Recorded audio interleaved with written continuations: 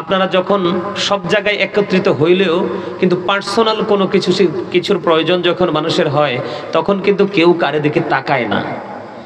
সবাই কিন্তু তার পার্সোনালিটির দিকেই কিন্তু তাকায় কি না? সে তার পার্সোনালিটিটা কিভাবে ধরে রাখা যায় সে কিন্তু সেটাই করে। ঠিক তেমনি এই জায়গাটা হচ্ছে আপনার আমার জন্য আলাদা আলাদাভাবে বাজার করার জায়গা। কিসের জায়গা? বাজার করার জায়গা। যেমন আমি দুরূদ পড়েছি, বন্ধুরে আমার নবী, আপনার নবী দু জাহানের বাদশা নবী, তিনি জানিয়ে দিয়েছেন কেউ যদি প্রতিদিন আপনার আমার প্রাণের নবীকে ভালোবেসে যদি প্রতিদিন মাত্র 1000 বার যদি দরুদ পড়তে পারে, সে জান্নাত না দেখা পর্যন্ত তার মরণ হবে না।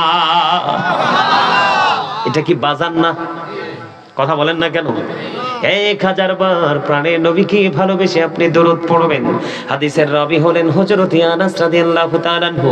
হাদিস খানে এসেছে দাইলামি শরীফের মধ্যে, বন্ধু আপনার আমার প্রাণের নবী তিনি জানিয়ে দিয়েছেন পৃথিবীর বুকে কেউ যদি প্রতিদিন প্রাণের নবীকে ভালোবাসিয়া মাত্র 1000 বার যদি দরুদ পড়তে পারে, সে জান্নাত না দেখা পর্যন্ত তার মরণ হবে না। রে চান্দিনা অম্বরপুর পুনসাই গ্রামের মানুষ, হৃদয় খুলে শোনো বন্ধু, আমার মা বোনদেরকেও বলবো হৃদয়কে জানালা খুলে শোনো। শুধু প্রতিদিন নয়, এই যে আমরা যারা আছি এখানে বন্ধু, এখান থেকে শিখবে এবং বাসায় গিয়ে মানুষকে জানিয়ে দেব আপন স্বজনকে। জুম্মার দিনে কেউ যদি রাসূলকে বেশি ভালোবেসে মাত্র 80 বার যদি দরুদ পড়তে পারে, তাহলে তার 80 বছরের সগীরা গুনাহ আমার আল্লাহ মাফ করে দেয়। আমার নবী বলেছে এই পৃথিবীর বুকে জীবন থাকতে তুমি যত বেশি দরুদ পড়বা গো, আমার নবী বলেছেন পৃথিবীর বুকে থেকে যে ব্যক্তিটা আমার প্রাণের নবীর সাথে ভালোবাসার প্রেমের ডুরি লাগাইয়াও যে যত বেশি দরুদ পড়বে, আমার নবী বলেছে সে কাল হাসরের দিন আমার তত বেশি কাছে থাকবে। যে নবীর কাছে থাকবে তার কোনো বিপদ আসেনি? কথা বলেন না কেন? বিপদ আসেনি? কাল কিয়ামতের দিন আপনার আমার নবী যখন সুপারিশ করবে, আল্লাহ রাব্বুল আলামিন আপনার আমার প্রাণের নবীর সুপারিশ তিনি কবুল করে নিবে। আল্লাহ কোরআনে বলেছে বন্ধু, আমি আপনাদের একে অন্য কোনো দিকে নিয়ে যেতে চাই না। এই জন্য বলছে একজন আরেকজনের দিকে তাকানোর প্রয়োজন নাই, একজন আরেকজনের দিকে তাকিয়ে সময় নষ্ট করার প্রয়োজন নেই। আজকে আপনাদের প্রয়োজন হলো আমার কথার দিকে। কথা বলেন না কেন? আমি আগেই বলেছি ওয়াজ থেকে, মাহফিল থেকে, ক্লাস থেকে, শুক্রবার জুম্মার আলোচনা থেকে বিবেকবান মানুষ যারা তারাই বন্ধু শুধু উপকৃত হয় গো।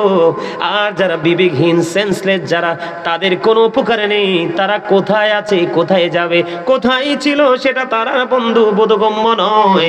এই জন্য আমি বলে থাকি আমার ওয়াজে হাজার হাজার লক্ষ লক্ষ বেয়াদবের চাইতে ভদ্র জেন্টেল 5 জন আমার জন্য অনেক বেটার। কথা বলেন না কেন? আমি যখন ভিক্টোরিয়াতে যখন ইংলিশ ক্লাস করতেছিলাম, একদিন আমার ম্যাম বলতেছিল যে আমার চাচা একজন ইংলিশ লেকচারার ছিলেন, ওনার হাতে অনেক ছেলেরা, অনেক স্টুডেন্টরা অনেক বড় বড় জায়গায় চলে গেছে। আজকে আমি তোমাকে ক্লাস করিয়ে ধন্য। আমি বলতে পারবো যে আমার একটা ছাত্র এই জায়গায় গেছে। সুবহানাল্লাহ বলেন না? তার মানে কি, যখন কোনো টিচার যখন কোনো স্টুডেন্টকে যখন শিক্ষা দেয়, টিচিং দেয়, মনোযোগ দিয়ে যখন সে শ্রবণ করতে থাকে, তখন শিক্ষকেরও পড়াইতে তাকে ভালো লাগে। কথা বলেন না কেন? আর যেটা শোনে না এটার ক্লাস দিতে চায় না। তেমনি ভাবে বন্ধু যখন কোনো আলোচক স্টেজে উঠে বসে, তার শ্রোতা যখন প্রত্যেকটা মানুষ কিন্তু তখন ওই আলোচকের ছাত্র হয়ে যায়, স্টুডেন্ট হয়ে যায়। সে যখন স্টুডেন্টের মতো আচরণ করতে থাকবে, তখনই তার মর্যাদা শুধু বাড়তে থাকবে। কারণ আপনি যখন নিজেকে ছোট স্টুডেন্ট মনে করা মানে কি ছোট মনে করা। যিনি ছোট মনে করলো নিজেকে, উনি অহংকার মুক্ত হলো। আর যিনি নিজেকে অনেক বেশি পাওয়ারফুল পারসন মনে করলো, ওনার সাথেই অহংকার যুক্ত হলো। আমি আপনাদেরকে বলি, মানুষ যখন হাঁটতে থাকে, চলতে থাকে, পায়ের নিচে পিষ্ট হয়ে অসংখ্য পিপিলিকা মারা যায়। যাই কি যায় না? আপনি শুনলে অবাক হয়ে যাবেন। আল্লাহ রাব্বুল আলামিন পবিত্র কোরআন শরীফের 30 পারা সূরা ইনফিতরের মধ্যে তিনি বলে দিয়েছেন, ফি আই সূরাতিম মা শাআ রাক্কাবাক। আল্লাহ রাব্বুল আলামিন তিনি বলে দিয়েছেন, আল্লাহ মানুষকে আল্লাহর মন মতো করে বানাইছে। আল্লাহ ক্রিয়েটেড দ্য মাইন্ড। সৃষ্টিটা আল্লাহর মন মতো করে করেছে। এই মানুষগুলোকে শুধু তাদের অপকর্মের কারণে বন্ধু তাদেরকে কাল কিয়ামতের দিন ছোট্ট ছোট্ট পিপিলিকা বানানো হবে। কি বানানো হবে? ছোট্ট ছোট্ট পিপিলিকা বানানো হবে। জাহান্নাম অপমান তাদের চারপাশ দিয়ে ঘিরে ফেলবে। বাওলাস নামক জাহান্নামের দিকে টেনে হেঁচড়ে নিয়ে যাওয়া হবে। এটা একটা মাত্র কারণ, সেই কারণটা হলো বন্ধু অহংকার। এই জন্য আমি আপনাদেরকে বলবো, আমি আমার মূল আলোচনাটাই যেতে চাই বন্ধু। আপনারা আমাকে কেউ ডিস্টার্ব করবেন না। আপনাদের আলোচনা শোনার ইচ্ছা থাকলে শুনবেন, না হয় বাড়ি চলে যাবেন। এখানে ডিস্টার্ব করবেন না, কারণ এটা জান্নাতের বাগান। গত বছর আমি একটা দিন এই জায়গায় এসেছিলাম,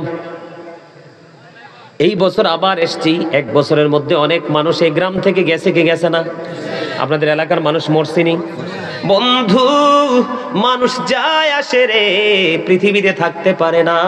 এই যাওয়া আসার মধ্যে একটা জিনিস হলো মানুষের সবচেয়ে বড়, সেটা হলো তার জীবনের কর্ম। কর্মের কারণে মানুষ সম্মানী হয়, কর্মের কারণে মানুষ অসম্মানী হয়। শিক্ষা অর্জন করার কারণে মানুষ শিক্ষিত হয়, শিক্ষা অর্জন না করার কারণে মানুষকে মানুষ মূর্খ হিসাবে চিনে। আমি আপনাদেরকে আজকে বলবো, এটা বন্ধু একটা বড় ধরনের ক্লাস। এটা এমন একটা ইউনিভার্সিটির একটা অংশ রে। এইখান থেকে আপনি টিচিং নিতে পারলে দুনিয়ার শান্তি এবং পরকালের মুক্তি দুটোই আপনার নসিবে জুটবে। এই ক্লাসটা কিন্তু অনেক বড় একটা ক্লাস, কিন্তু আমরা এতটাই বন্ধু নির্বোধ, আমরা এতটাই হতভাগা, আমরা এতটাই বন্ধু জ্ঞানহীন, আমরা এতটাই বিবেকহীন। এই জায়গাগুলোকে আমরা বন্ধু মূল্যায়ন করতে জানি না। এই জায়গাগুলোতে যেই সার্ভিসটা 1 ঘন্টা 2 ঘন্টায় দেওয়া হয়, এমনও আছে একটা এলাকায় জুম্মাতে সারা বছরও সেটা দেওয়া হয় না। কথা বলেন না কেন? এই জন্য আপনারা দেখবেন এখন বর্তমানে সময়টা এতটা কমার্শিয়াল হয়েছে।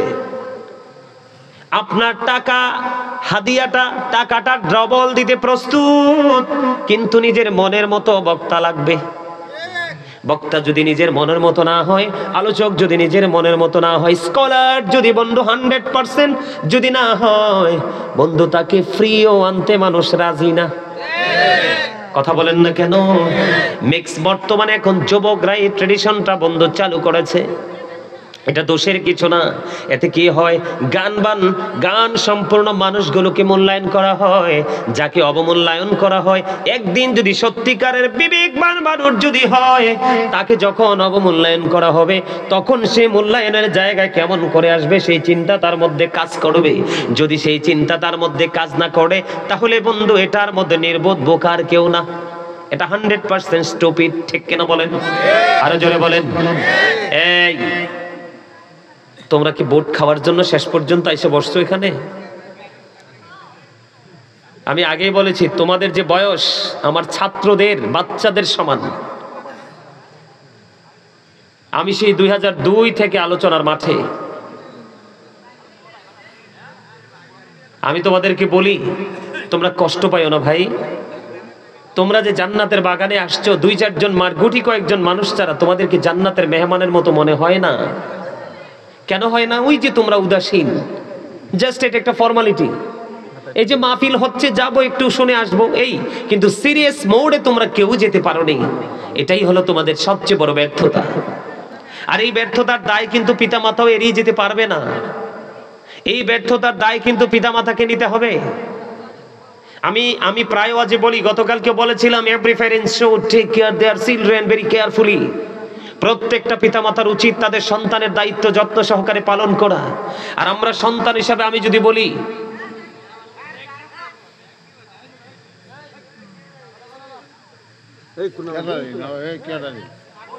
এখানে না, এখানে না, এখানে না, আউটসাইড, দেখছেন আর যাইয়েন না, ওরা বুঝতে পারছে, যাইয়েন না, ওরা হয়তো বুঝতে পারেনি, কথা বলে ফেলছে আর কি।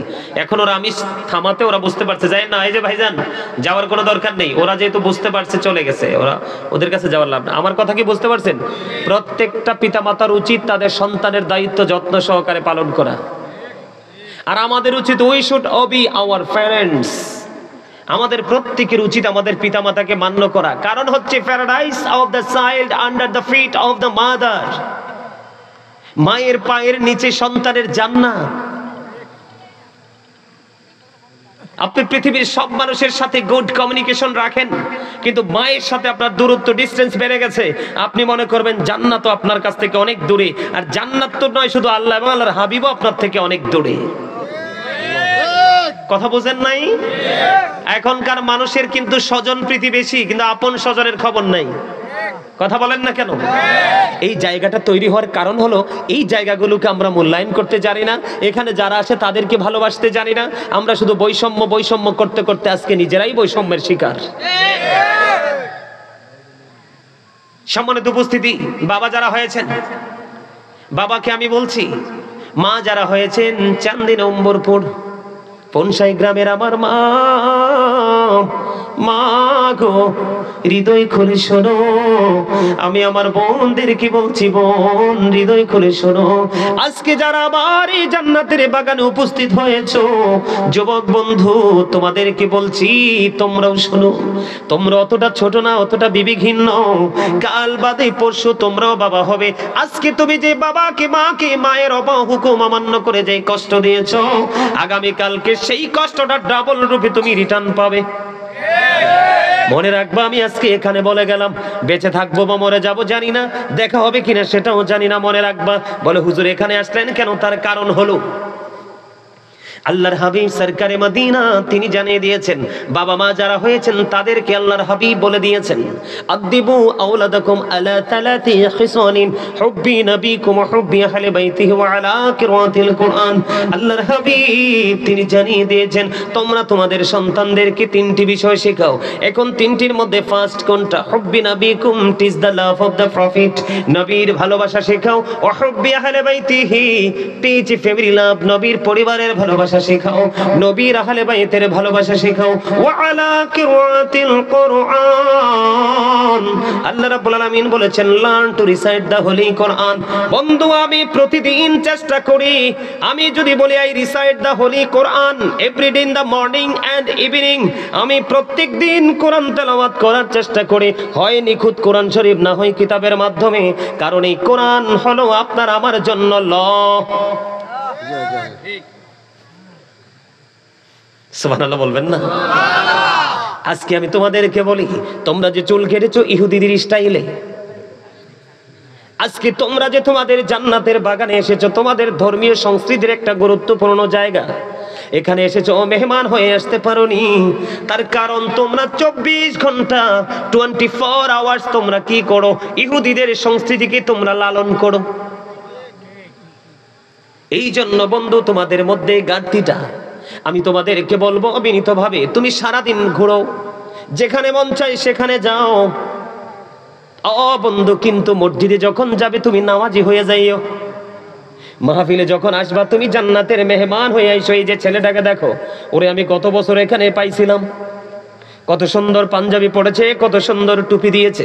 আজকে প্রত্যেকটা ছেলে যদি এত সুন্দর করে টুপি পরতাম, তোমার চাইতে সে একটু বেশি দামি হয়ে গেছে।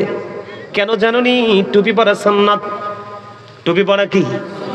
লম্বা জামা পরা সুন্নাত। সে পাঞ্জাবি পরেছে, অতিরিক্ত একটা সুন্নাত আমল করে ফেলেছে। টুপি পরেছে, সে অতিরিক্ত একটা সুন্নাত আমল করে ফেলেছে। আল্লাহর হাবিব জানিয়ে দিয়েছে, ক্লান্তি লগ্নে কোনো মানুষ যদি একটা সুন্নাতকে জিন্দা করে যদি সে মৃত্যুবরণ করতে পারে, আল্লাহ রাব্বুল আলামিন খুশি হইয়া কাল হাসুরের দিন তাকে 100 শহীদের মর্যাদা দিয়ে জান্নাতে ঢুকাবে। এগুলো জানবেন কোত্থেকে? আলেমদের সাথে সম্পর্ক থাকলে। এগুলো শিখবেন কোত্থেকে? আলেমদের সাথে সম্পর্ক রাখলে। অসুস্থ হলে ডাক্তার লাগে, বাড়ি বানাইলে ইঞ্জিনিয়ার লাগে, সন্তানকে শিক্ষিত করতে হলে টিচার লাগে। লাগে কি লাগে না? এমনি করে বন্ধু আপনি দুনিয়া এবং আখিরাতকে বুঝতে হলে আপনার জীবনে আলেমের প্রয়োজন। একজন না একজন সত্যিকারের হক্কানি আলেম বেছে নেবেন। সব আলেমও কিন্তু বন্ধু হক নয়। কিছু কিছু আলেম দিয়ে জাহান্নাম উদ্বোধন করা হবে। আমাদের মতো দাড়িওয়ালা, টুপিওয়ালা, পাগড়িওয়ালা দেখলেই মনে করেন না যে উনি জান্নাতি। নন, উনি জান্নাতি নয়। আল্লাহর হাবিব বলে দিয়েছে সব আলেমের কথা বিশ্বাস করা যাবে না। পৃথিবী নবী অনেক আলেম তোমাদের মাঝে প্রকাশিত হবে। মনে রাখবা পৃথিবীর বুকে যে মেতর এবং মুসি দুইটা জাত, এগুলোকে কেউ বেশি ভালোবাসে না। আল্লাহর হাবিব বলে দিয়েছেন ওই মেতর এবং মুচি ওইগুলোর চাইতেও নিকৃষ্ট হবে পৃথিবীতে আলেমরা কিয়ামতের আগে। কারণ তারা নিজের স্বার্থের জন্য, সুবিধার জন্য মন গড়া কথা বলে বলে মানুষকে ধ্বংসের দিকে নিয়ে যাবে। আজকে বাংলাদেশের মধ্যে দেখেন বন্ধু, ফতুয়ার শেষ নাই। একজন দেয় ঠিক ফতুয়া আর বাকি ৭২ জন দেয় রং ফতুয়া। আমার কথা নয়, রাসূল বলেছেন। কে বলেছেন? আরো জোরে বলেন। বন্ধুরে আমার, এই জন্য আমি আপনাদেরকে বলি আমার নবীকে ভালোবাসতে হবে। সাহাবীর নামটা আমার মনে নাই বন্ধু, এই মুহূর্তে মনে নাই, কিন্তু মনে ছিল। একজন সাহাবী, তিনি খেজুর বাগানে কাজ করতেছেন। কাজ করা অবস্থায় বন্ধু, নবীকে চেনার জন্য বলছি, কাজ করা অবস্থায় ওনাকে একজন এসে খবর জানিয়ে দিলেন, সম্ভবত ওনার সন্তান। এসে ডেকে ডেকে বললেন, নবী মুহাম্মদ পৃথিবী থেকে বিদায় হয়ে গেছে। আল্লাহর হাবিব পৃথিবী থেকে বিদায় হয়ে গেছে গো। এই কথাটা যখন শুনলেন, তিনি খেজুর বাগানে কাজ করতেছেন, যখন শুনলো প্রাণের নবী এই পৃথিবী থেকে বন্ধু চিরদিনের জন্য বিদায় হয়ে গেছে, তখন ওই সাহাবী মনে মনে চিন্তা করলো, আল্লাহ রাব্বুল আলামিনকে ডাক দিয়ে বললেন, আল্লাহ গো, আমার সরকারে মদিনা উম্মতের কান্ডারি নবী কামলেওয়ালা পৃথিবী থেকে চলে গেছে। যেই নবীকে আমি এই চক্ষু দিয়ে জীবনে আর দেখতে পাবো না, আমি আমার এই চোখের আলো থাকুক সেটা আমি চাই না। তুমি সঙ্গে সঙ্গে আমাকে অন্ধ করে দাও। আমি এই চোখ দিয়ে যদি আমার প্রাণের নবীকে দেখতে না পারি গো, আমি এই চোখ দিয়ে পৃথিবীর কোনো কিছু দেখতে চাই না। বন্ধু, ওই সাহাবীর সিনায় আমার নবীর এত বেশি গভীর প্রেম ছিল, সঙ্গে সঙ্গে তার চক্ষুগুলো অন্ধ হয়ে গেল, আর পৃথিবীর কোনো কিছু সে দেখতে পায় না। এরকম দোয়া কেউ করেনি, কিন্তু নবী চলে গেছে, নবীর বিরহ সে মানতে পারছে না, চোখ অন্ধ হয়ে যাওয়ার জন্য বলছে, তার চোখ অন্ধ হয়ে গেল। আমি আপনাদেরকে প্রেমটা বোঝানোর জন্য বলেছি বন্ধু।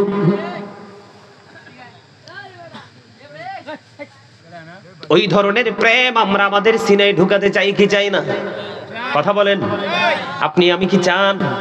আপনারা কি আমার থেকে সেই সাজেশনটা নিবেন? এখনকার যুগের মানুষ কি বেশি সুস্থ না অসুস্থ? কথা বলেন না, আওয়াজ তুলে বলেন না সবাই। এখনকার মানুষ বেশি তো রোগা, সুস্থ মানুষ পাওয়া খুবই মুশকিল। গ্রামে পর্যন্ত গেলে দেখা যায় মহিলারা বন্ধু ডায়াবেটিস হয়ে গেছে, বিভিন্ন রোগে আক্রান্ত। আছে না নাই? আমার দিকে তাকান, আমি শুরু করতেছি বন্ধু। ওই যে বলেছি আপনার আমার প্রাণের নবী আমাদের জন্য সত্য নিয়ে এসেছে। قد جاءكم الرسول بالحق من ربكم فآمنوا خيرا لكم।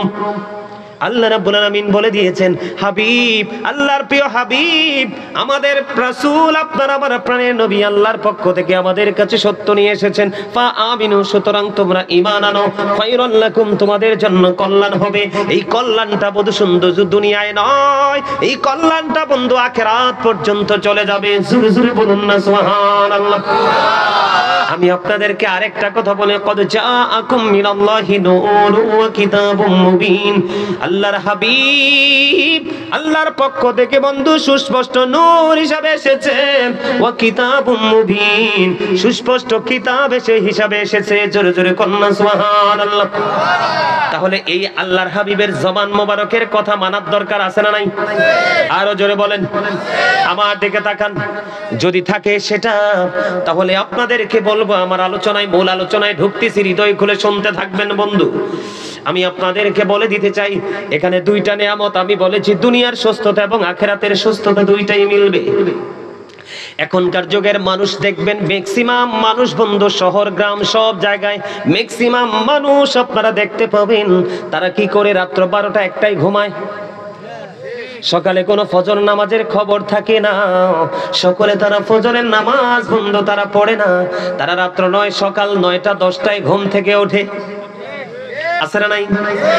বন্ধুরে আমার নবী হাদিস শরীফের মধ্যে এসেছে, আমার রাসূল বলেছে, তোমরা সুবহে সাদিকের পর থেকে সূর্যাস্ত পর্যন্ত আর ঘুমাইও না। এই সময়টার মধ্যে বান্দার জন্য রিজিক বন্টন করা হয়, ওই সময় তোমরা রিজিকের জন্য অপেক্ষা করো। এখানে সবচেয়ে বড় মজার বিষয় হলো সুস্থতার জন্য যে জিনিসটা বেশি প্রয়োজন।